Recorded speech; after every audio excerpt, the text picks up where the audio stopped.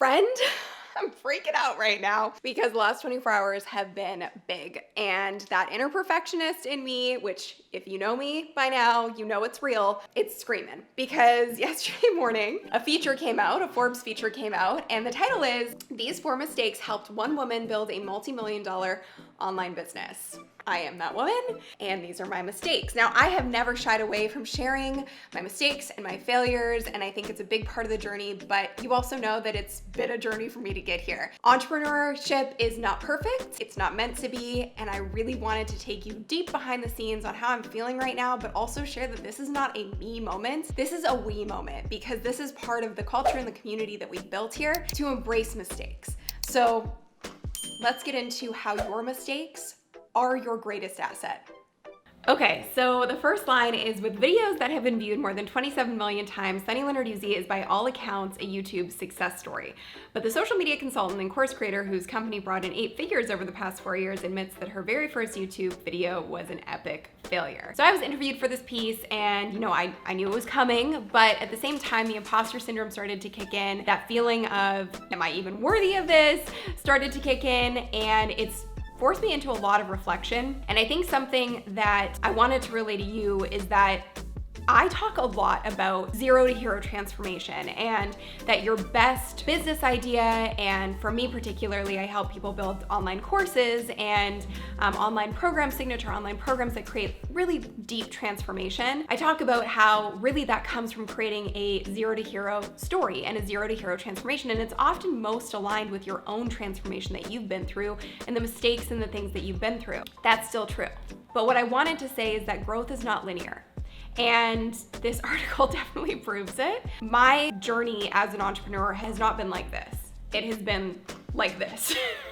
And most people's are. Every single failure that I've had and every single mistake that I've had has ultimately kicked me down and knocked me out, but also at the same time, it's created this resilience in me that I don't stay down for long anymore. And if you think that I still don't make mistakes or that I'm perfect in how I operate in my business and behind the scenes, I'm not. I make mistakes all the time. I make mistakes daily and weekly. And I think that I've learned to adopt the mindset that that's just feedback. Failure is just feedback. Mistakes are really just opportunities in disguise. They're meant to happen. I think that they are ultimately guiding you where you're meant to go.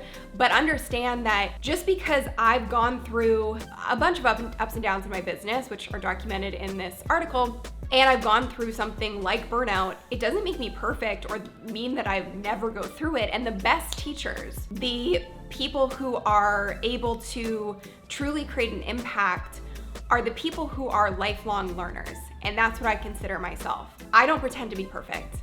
Last week, I had a day where I just started crying at my desk because I was overwhelmed, and I have a lot on my plate right now, and I'm in a season where there's just a lot going on, and I'm responsible for a lot of things and a lot of people. It gets to me from time to time. So to say that, okay, I went through burnout once and I'm never gonna do it again, and I haven't gone back there, that's just not true. But what it does is going through that experience makes me really empathetic to the people that I work with, to the entrepreneurs in my community, because I know what it feels like, and I know the warning signs. I don't operate when I work with people from a place of hustle till you get it done. I operate from a place of, if you need to take a day off, that's just as productive. I think that's led me ultimately to being a better leader and a better teacher. And for you in your transformation or in your journey in your story, I think the biggest clue for what your business is meant to be, it's something that you ultimately are passionate about and want to fix for other people, or something that you've already fixed for yourself, or an obstacle that you've overcome. I work with people,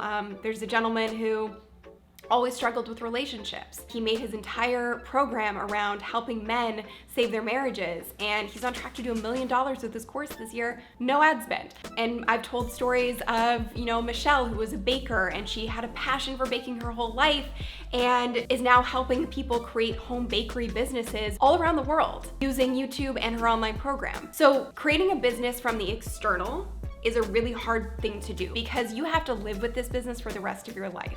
So I know that in all the people I've worked with and all the mentors that I have in entrepreneurship, the growth comes from internal. Your best business idea comes from internal. And I think right now we're very caught in a cycle of there's so much activity on social media, there's so much content, there's so much noise that it's really easy to get caught up in looking at what other people are doing and thinking that you need to be the next copy of them, or that if you follow in their footsteps, you're gonna have just as much success. Everyone's journey is unique, and everyone's journey is full of mistakes and failure and slips and falls, and that's just a part of the game. But the more failure you experience, the more resilient you become. And I think that entrepreneurship is one of the best practices in self-awareness and in resilience. It creates this inner confidence within you that anything can be thrown your way and you'll overcome it. And for me, that has transitioned into not just my business, but in my life. I've made a lot of mistakes in my personal life. I've allowed being exhausted and burnt out let me be vulnerable to making really poor choices. And it's led to things that have had a deep impact on me, losing relationships, losing friendships, just saying the wrong thing at the wrong time that has a lasting impact. But the reverse of that is that every single mistake I've made and everything that I've done on my journey has also led me to truly being on an equal playing field with anyone that I work with. And I think that's a big piece of it. And I talked about this in last week's video about my journey and the value of being a beginner, is that sharing from a place of actually going through something is, I think, more valuable than sharing from up here and talking to people down here. I want to talk to you from a place of, I'm in this with you. Sure, I might be further along on the journey than some people, but there's people that are farther along than me. Just know that whatever I'm telling you is coming from a place of actual experience, and experience really is the best teacher. So as someone who is a recovering perfectionist, the word mistakes still makes me feel uncomfortable. And this article has had a really interesting effect on me where I actually feel kind of nauseous, because it feels like, I'm not being exposed because I know it was coming out, but it's like, it makes me feel vulnerable because it's putting me out there. Even though I'm out there with you every week, and even though I've been out there with my business for years, it feels like this sort of big announcement to the world. And I guess I'm trying to embrace that and lean into it and share with you that being honest, being transparent, and coming from a place of this is who I am and where I'm currently at is more valuable than trying to be something that you're not. So has my journey been perfect? Absolutely not. Has my growth been completely linear? Absolutely not. And it's not meant to be. Your hero journey and your zero to hero is not meant to end. You're constantly gonna be on it. There's no perfect bow that I'm gonna tie my journey in and be like, okay, we're done. I'm perfect, moving on. That's just not how it works. Like I said, I've made a lot of mistakes. Some of the mistakes in the article is I quit YouTube when I first started it because it frustrated me so much. I spent 8 hours filming my first video and it was the most awful experience and I just gave up. I had too many businesses. I focused on all of the wrong things in my businesses. I focused too much on the external. I focused on the vanity metrics. I focused on all of the things that people get caught up in that make zero revenue for you and 0 cents to your actual business. And I burnt out.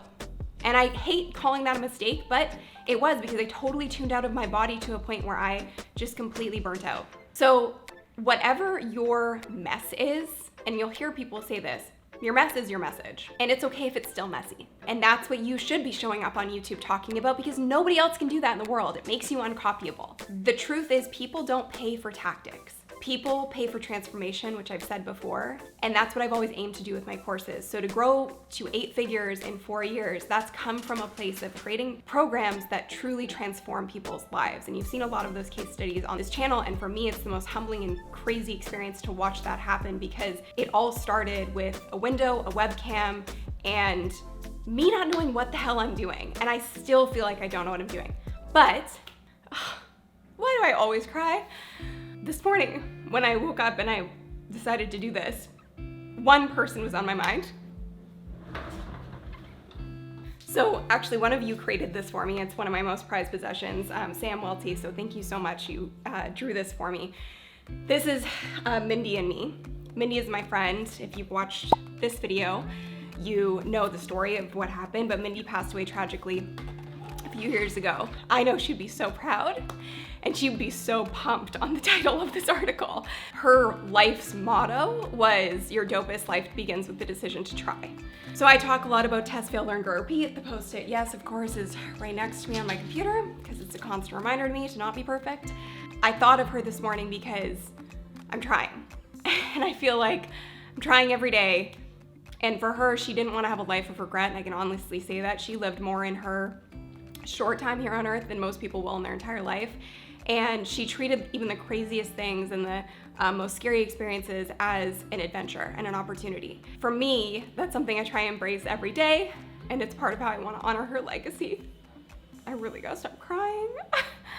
And it's part of why I'm so passionate about what I do, because I really do think, like, Mindy had this book that she created and she wrote before she passed away, and I read it often, and that's the biggest theme from it, is that your dopest life begins with the decision to try.